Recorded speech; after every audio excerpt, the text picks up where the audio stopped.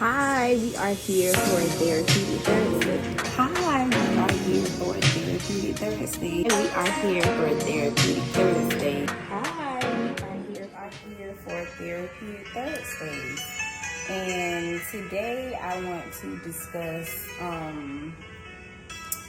teens and a lot of the things that our teens are dealing with today. I really want to get into teen suicide and depression, just because it's really something that they deal with on a daily basis. Being a teen, high school, middle school, I would say a lot of the issues really probably start in middle school, let's say 6th grade. In elementary school, they really deal with some issues there as well, but I think things really intensify once they begin to enter middle school, like 6th grade. This is a time where they are trying to be accepted. They are finally getting to the point where they're trying to have their own identity with things. And there's certain groups that they want to be in. There's certain people who they want to be accepted by. And a lot of times things just doesn't go that way. They aren't accepted, or one minute I'm accepted and the next minute I'm not. And you have some kids that are able to deal with that, who are not really affected by the thoughts and words of others. And then you have some that are not able to really subside with that or allow it to happen and not affect them. So first, I just wanted to go over some of the statistics. So I would say back in 2012, 2014, the suicide rate was up. It was up to about 8%. Within those years, it has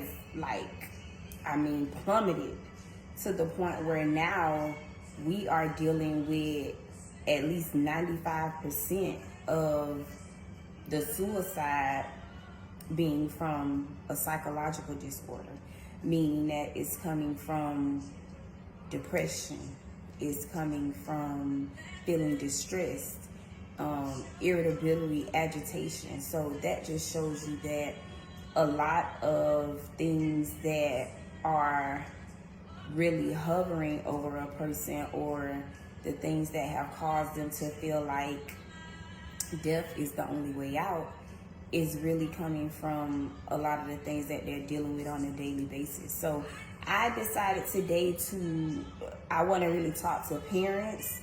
And parents, you can even allow your teens or your, they don't even have to be a teen, adolescents period, allow them to watch this video as well, because I think that it is our duty as parents to be able to kind of be proactive with this, be able to intervene when we need to on both sides, whether it's your child who is the one that's being picked on, or the one that is getting a lot of the people not talking to them, or people not accepting them, if they're on that end. And let's have those parents intervene.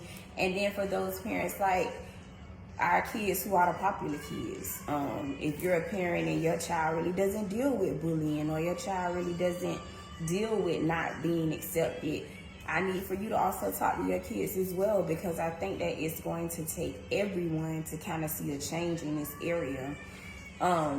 Just talk to them about suicide. Talk to them about how, if you notice somebody and they're always in the corner, or it seems like they were once with your group and now they're not with your group because you don't talk to this person anymore, or one person in the group decides that nobody is going to talk to them because I don't talk to them, nobody talks to them.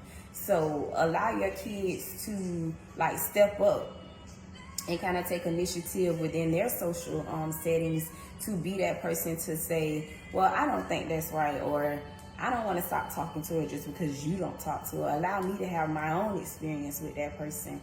Because a lot of times I think that if your kids come home with you daily. So allow yourself to kind of start asking questions. How was your day? What's going on? Sometimes your kids do interact with you and tell you about things that are going on socially at school, and then sometimes they don't. Sometimes they just kind of shut us out. But then now you have to allow yourself to open up to have that conversation more at home, so that you are able to intervene, because you can't intervene or you can't give them a take on it if they're not talking to you about it. So I would say allow yourself to open up conversation about it more and more. And then if you have a child that sometimes your child may be the bully. You may have the child that's the bully. You may have the child that's the mean girl. Talk to that child as well. Make sure you allow them to know that how this affects other people. If you got to pull up videos, if you got to show them about the suicide rates, or they have a lot of clips to where kids are getting picked on. Nobody wants to enter that every day. And school is a place that they have to go. And as a parent at home, if your child is constantly trying to give you excuses as to why they don't want to go to school, excuses that you know are not valid, there's something going on. There's something going on as to why they don't want to go. So that's a red flag to say, okay, I got to get in and see what's happening. Reach out to the school counselor. Reach out to the therapist that a lot of schools have in service, and they have therapists that are there. Reach out to those people and tell them what's going on. Tell them the signs that you're seeing. Allow them to intervene. Talk to your child, because those are flags that there's something going on. Who would want to enter a setting where every day, all day, there's all these people? I'm not accepted. Sometimes I am, and then sometimes I'm not. But when I'm not, it bothers me to the point where I don't even want to go. So, you have to go to school. Parents are still pushing you to go to school, but I don't want to tell my mom that I don't want to go because this is happening. And then mom goes and make a big fuss at the school, and then now I get picked on even more because I told my mom, like, these are the things that they deal with. So it's like, what do? So now parents, we have to be a little bit strategic with it, and we have to really reach out to our resources at the schools. Reach out to anyone that you know. I'm always available. Inbox me. I'll tell you, contact this person, in order to get your child some help. This is not something that you want to deal with as a parent, and you don't want your kids to deal with it. So look for those silent signs. You have to be able to identify those signs. Your kids are with you. You know your kids. You know when something's off. And when you have that inkling, trust me, you need to follow up on it. Also, assertiveness. Now, we're going to have a lot of people that pick on us. We're going to have people that we're not accepted by. We're going to have people that like us one day and then don't like us the next day. Now, as a parent, we have to start incorporating some skills to help our kids to become more assertive. Just meaning that you have to allow yourself to get some type of strength in order to be able to deal with that bully, in order to be able to deal with that crowd that you're not accepted by. And you have to really build that up within yourself if you don't already have it. Some kids are born with it, some are not. Some are able to say, y'all don't want to help me, okay, and what? And they next to the other friends, okay, well, I'm with somebody else. Or I don't need those type of friends, or I don't have to be accepted by you. But some kids don't have that. Some kids do not have that strength. Some kids, when things like that happen, it takes a huge effect. So allow yourself to keep redirecting your child with being assertive or trying to help them create that assertiveness. And a way to do that is to really get them involved with things, to work on their self-esteem. You have to, first and foremost, get them somebody to talk to, a therapist, because a therapist is able to incorporate those coping skills with them as well to build that. They have to build that. If you don't have that, it's something that you have to build. So let's start with that as well.